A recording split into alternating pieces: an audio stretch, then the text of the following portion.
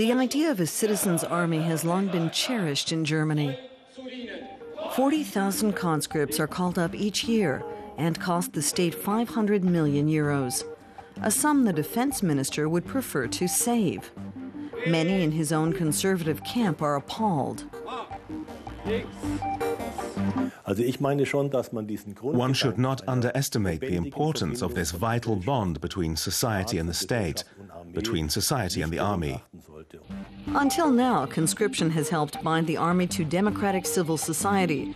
During the Cold War, West Germany's army just exercised national defense. Now, the armed forces of United Germany are engaged in operations with its allies overseas. But the conscripts stay at home and contribute little to the dialogue between army and society.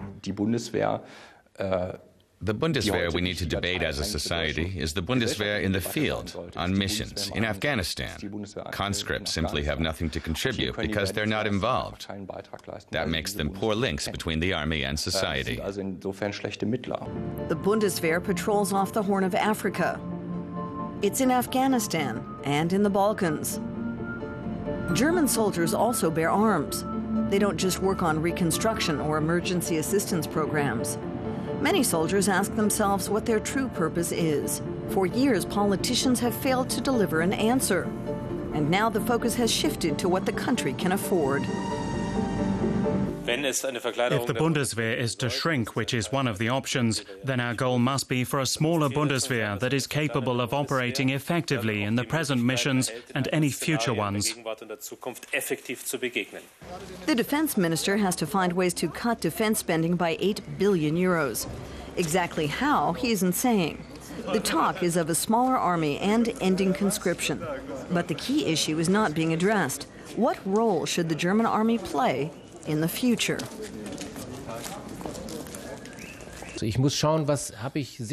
You have to know what you want your security policy to achieve, and then create structures you can afford.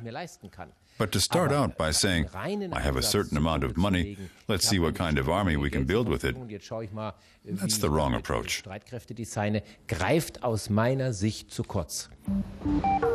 The need for reform is evident. A substantial part of the armed forces is not deployed on missions.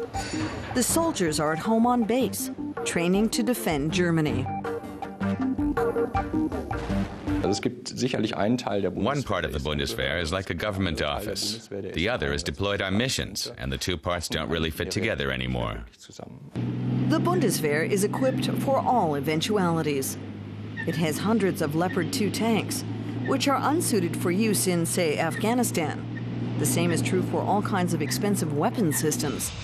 Because the armed forces have to have so many capabilities, they are too expensive and too large. In terms of arms, we can no longer afford certain products in the necessary numbers. But do we have to be able to do everything by ourselves? Security experts say more international cooperation is the answer. Cooperation on missions and in purchasing equipment, for example, through alliances such as NATO. Germany needs a government capable of taking the initiative in such debates at the European level or at NATO. But there's no sign of the defense or foreign minister doing any such thing. They're just sitting and waiting to see what kind of new NATO strategy is decided. On the 1st of July, the next generation of recruits will report for duty, recently reduced to 6 months. They might be the very last, and they'll get to know an army facing radical change.